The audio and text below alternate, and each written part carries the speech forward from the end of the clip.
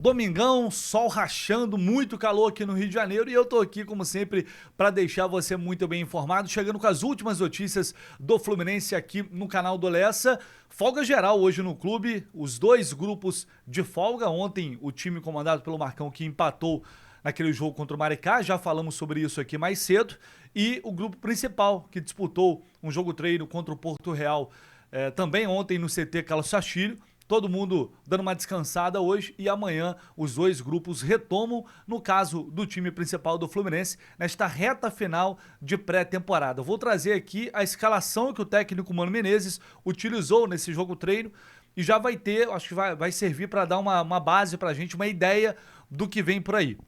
Além de outra notícia, que também é importante, sobre um garoto de Xerém que está voltando para casa. Vou trazer todos os detalhes aqui para vocês, se você puder deixar aqui o seu like, é muito importante, né? Se inscrever no canal ainda mais, ative as notificações, sempre que tiver uma notícia importante assim, você já sabe, pode vir aqui no canal do Lessa que você vai encontrar todas as informações. Fique até o final deste vídeo, porque temos notícias. Apurou, confirmou, publicou, emplacou! E eu só acredito no Lessa! De cara eu vou começar falando sobre o retorno de Kaique Almeida, jovem de 20 anos que foi vendido ano passado para o Watford da Inglaterra e poucos meses depois está de volta, não ao CT Carlos Sachilho, mas inicialmente está de volta a Xerém. Eu vou explicar para vocês agora, só recapitulando, relembrando aqui como foi feita a operação na época. O Kaique Almeida foi negociado por 1 milhão de euros, mais ou menos 6 milhões de reais, com a possibilidade de o Fluminense obter mais 6 milhões de reais caso ele cumprisse algumas metas, batesse algumas metas lá no Watford da Inglaterra, o que acabou não acontecendo. E por isso, evidentemente, ele está voltando. Naquela ocasião, o Watford pagou esse valor por 80% dos direitos do Kaique. Quero que o Fluminense tinha 90%, acabou ficando com 10%. O Kaique foi para lá, acabou não conseguindo se adaptar, teve muita dificuldade, não cumpriu os objetivos que se imaginava e por isso o clube inglês resolveu não ficar com o jogador. Estou colocando na tela aqui o site Gol para vocês observarem aqui que ele fez apenas 4 jogos pelo time sub-21 do Watford. 4 jogos e 1 gol. Foi isso que o Kaique fez nesta passagem na Inglaterra. Atuou contra o Everton, todos os jogos do sub-21, tá? Chegou a atuar 90 minutos, depois apenas 6 minutos, 1 minuto e também 90 minutos contra o Cardiff. O último jogo dele foi no dia 19 de dezembro. E aí, todo mundo vai se perguntar, obviamente, por que o Kaique tá voltando tão rápido assim? Por que as coisas aconteceram dessa forma? O Fluminense vende o jogador, e aí vale ressaltar, na época, inclusive na época eu também critiquei aqui, muita gente criticou, revoltada com a venda do Kaique Almeida, que era um absurdo ser vendido naquele valor, mas, evidentemente, o Fluminense fez uma análise naquela oportunidade e entendeu que tinha motivos para fazer a operação naquele valor. E agora o Kaique não se adapta lá, não consegue permanecer e o que chama mais atenção, o Watford não é que o Watford está emprestando o Kaique, poderia emprestar para um clube menor da Europa para tentar, quem sabe, valorizar e recuperar, pelo menos recuperar o investimento que eles fizeram. Eles queriam negociar em definitivo o jogador, não queria nem emprestar.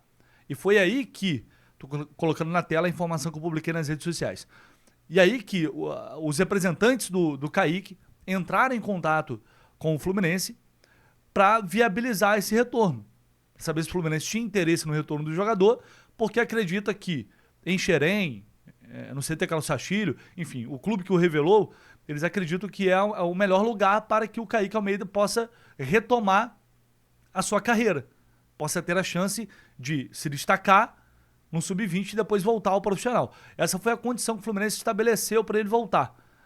Indo para o sub-20, lá ele vai ter que provar o seu valor, né, vai ter que desempenhar, e aí, se ele mostrar que tem condições e tem capacidade, ele futuramente vai ter oportunidade no profissional novamente.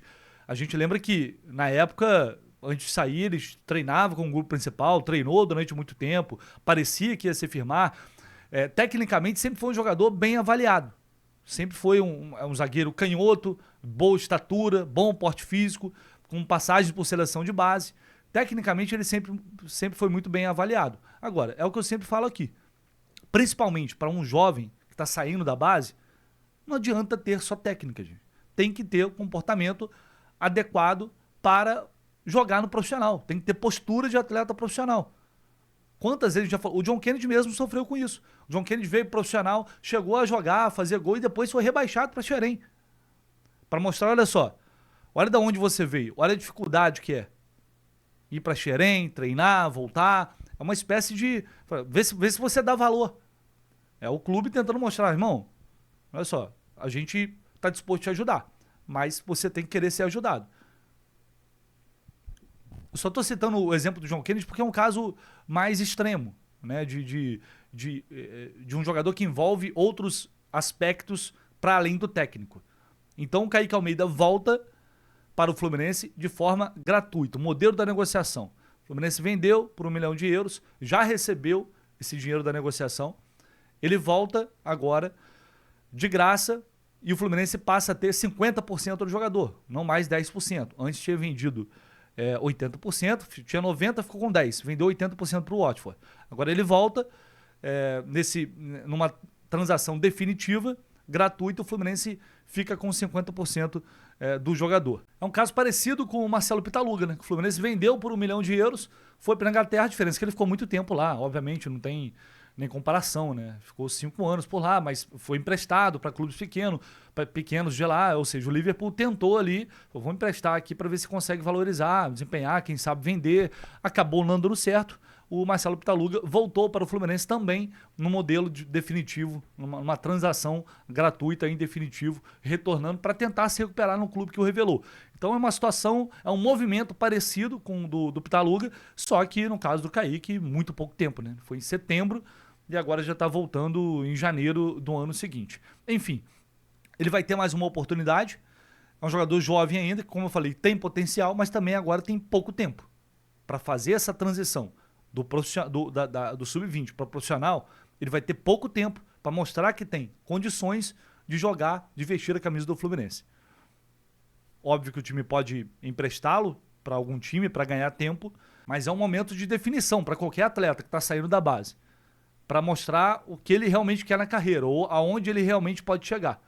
Então o Kaique vai ter essa nova oportunidade, começando, por enquanto, lá em Xerém. Ontem o Fluminense venceu o Porto Real no CT Carlos Castilho por 5-0, num jogo treino de pré-temporada, preparação para a estreia do time principal em 2025. Eu vou trazer para vocês aqui a escalação que o técnico Mano Menezes mandou a campo. O time foi escalado com Pitaluga, o Fábio não participou dessa atividade, Samuel Xavier, Thiago Silva, Thiago Santos e Fuentes, Martinelli, Hércules e Lima, ocupando o lugar do Ganso, Serna, Cano e Queno. Esse foi o ataque. Lembrando que o Canóbio foi para o jogo contra o Maricá, teve até uma boa atuação.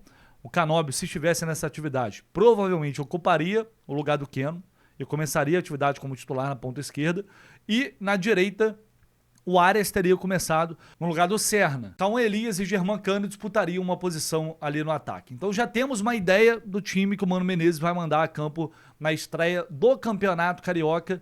Não dá para ter certeza quantos jogadores vão voltar, mas o Fluminense deve ter novidades para esse jogo de quinta contra a Portuguesa, com outros atletas voltando e incorporando a equipe que vem jogando até agora, não conseguiu nenhuma vitória no campeonato Carioca. Algumas coisas interessantes que já dá pra gente observar. Fuentes largando na frente, a princípio, do René, na lateral esquerda. Isso pra mim é positivo.